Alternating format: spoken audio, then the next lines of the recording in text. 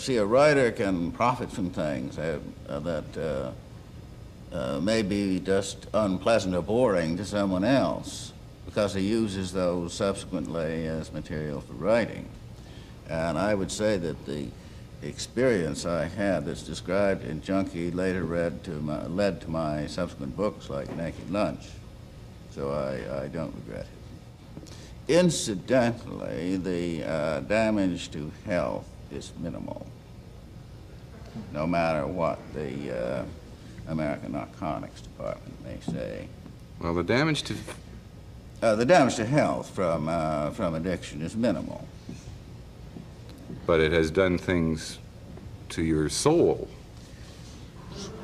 I hope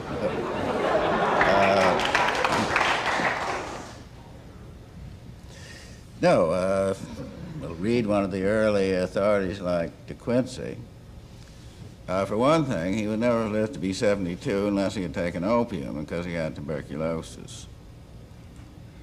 And I think he would say the same as I say, that he didn't regret his experience with drugs. Well, you can say, and I will not argue whether the permanent damage to health is severe, but talk for a moment about being on the bottom, if you would, about what happens to why do junkies never bathe? Now, this is a serious question, not a. There's a physiological thing. I don't know. They get like cats. They can't stand water on their skin for some reason or another. That's one of the symptoms that you went through. One of the symptoms. They rarely bathe. What happens to your perception of reality?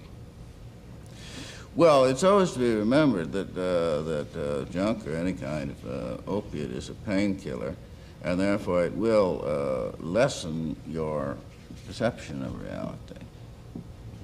What happens to your sexual appetite?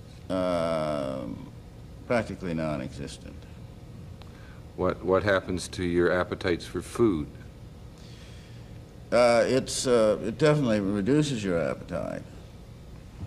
What happens to your ability to cope with day-to-day crises? Nothing.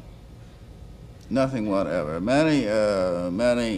See, I've been in England where addicts obtained their heroin quite legally through doctors, and many of the addicts were lawyers, doctors, bank tellers, etc. So far as creative work goes, I say very definitely contraindicated.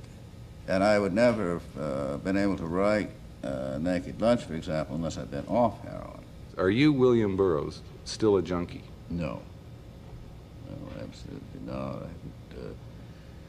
I haven't been addicted to opiates for years. No, but an alcoholic who is not using alcohol will stand and say, I am an alcoholic. He will indeed, yes. And I'm still under that addiction. And you say that, you imply that through the book, that addiction stays with you.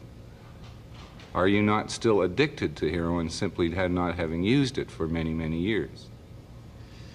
That's the question. It is not exactly the same problem as alcohol. As you know, an alcoholic he can't drink a glass of beer. But if an addict goes to a hospital, say for an operation, and he takes the normal amount of medication that would be administered, he doesn't necessarily become re-addicted. Then, if what you're saying is true, explain this quotation. Junk causes permanent cellular alteration.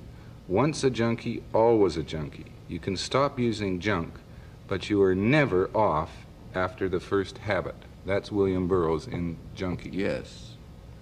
And I would question that statement now. At that time, I had not taken the apomorphine cure, which was the way I finally got off junk, was through apomorphine, taken with Dr. Dent in London.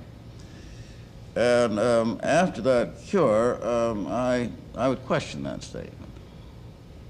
whether there is a permanent cellular You do feel alteration. yourself permanently cured. I do, yes. Yeah.